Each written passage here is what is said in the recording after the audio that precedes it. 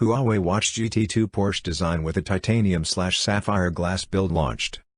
Huawei launched a host of other products, one of which is the Huawei Watch GT2 Porsche design.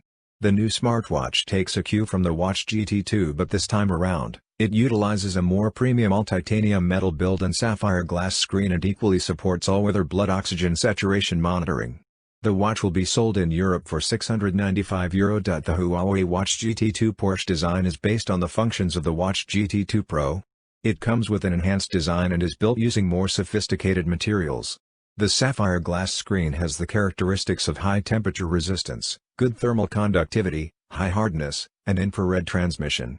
It is also scratch resistance up to Mohs level 9. The all-titanium watch body design and high-tech precision ceramic materials make the watch look more advanced, lighter, less susceptible to corrosion, and strong.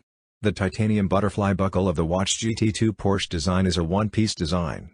It automatically locks when you press the buckle lightly, and it can be released quickly by pressing the bayonet on both sides at the same time. In terms of sports health, Huawei Watch GT2 Porsche design has added 2 professional sports modes, skiing and golf driving range, as well as professional trajectory return function, and supports more than 100 sports types, 17 professional sports modes, and 6 sports mode automatic recognition, and continued sleep monitoring, pressure monitoring and other functions.